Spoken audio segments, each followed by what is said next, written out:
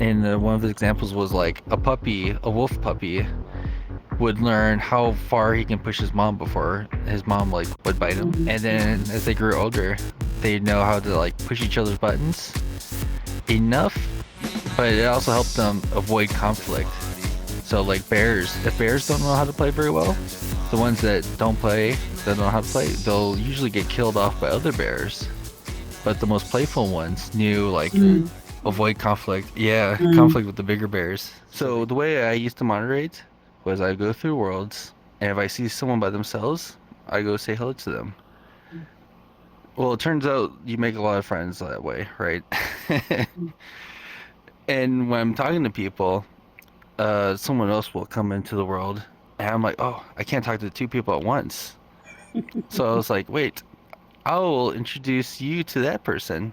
Nice. And then, like, let's say someone comes in, and I start a conversation between you and them. And then what I'll do is I'll slowly back away. So you weren't Yeah, I just can move on. moderating, you were actually bridging.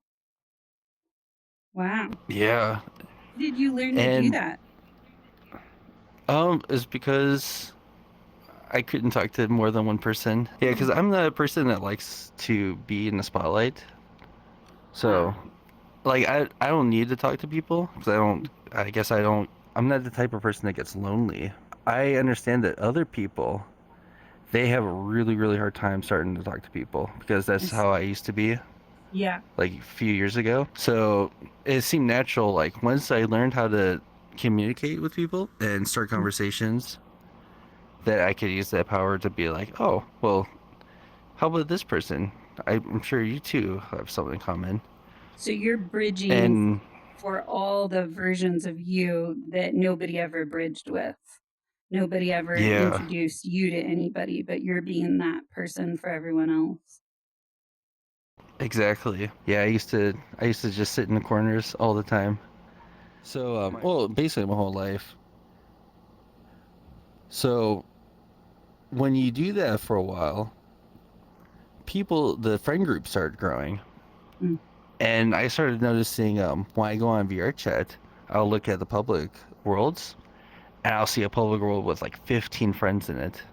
It's because I kept introducing people to each other that they all started naturally congregating in one world. And the where I was wanting to go with this is that those worlds were the easiest to moderate of every other world.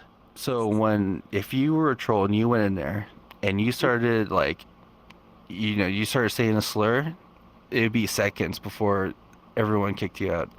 My one friend, 'cause I asked him about this, I was like, why are they like this? And he told me that he thought it was apathy.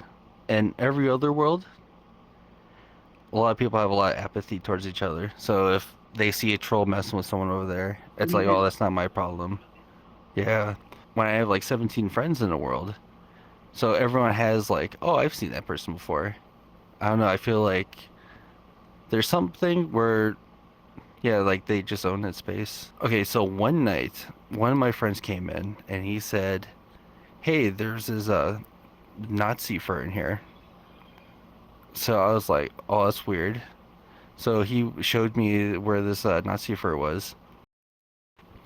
And it was in the fandom. Well, okay.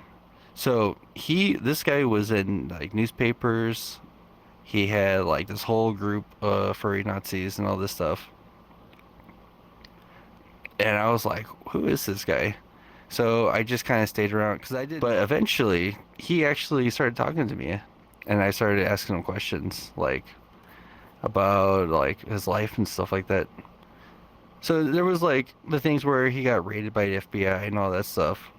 But I was more curious about was his community. I was like, how do you even grow something like this? How can you grow something where people all over the internet are doxing him? They're sending things to his place of work, trying to get him fired, all this stuff. And the thing that really changed, like how I saw communities, was that he said that he saw himself as the island of misfit toys. If you're familiar with that, it was like I think it was a Christmas It was a claymation Christmas cartoon, and the whole premise was that Santa would go out and give all these boys and girls new toys, but then there were all the old toys, all the broken and unwanted toys, the children would all abandon. So he saw himself as the king of the Misfit Island, who would go around the world and collect all these unwanted toys and create a place for them to live. In my mind, I saw it was as a failure to all the communities who were not doing the outreaching, right? So all these people probably wanted at one time. I don't know about all of them, right? But I'm sure that there's a good number of them that wanted to be a part of something, but every community they went to rejected them, maybe because they weren't as sociable. Maybe they were rough around the edges and stuff like that. And eventually, they're going to go to the place that accepts them. Like even in ancient times, right? Exile was worse than death, right? Yeah. Being separated from your people. Trolling, I think it's just whenever people are trying to get a unwanted, an unsolicited reaction. If I'm trying to get a reaction, I'm trying to get a reaction out of someone, but they don't necessarily want to give me that reaction. That if you want to get good at it, to also go to other communities and other events and see how they do and do not give identity to others. See how they might unintentionally leave people out, and you can see that, and you'd be like, okay, I don't want to be like that. I don't want to hurt people accidentally like that. Then you can change a little bit. Today's question will be, I think, what are rules that you go by? What do you have principles? Do you have any philosophies or anything like that that you like to live by?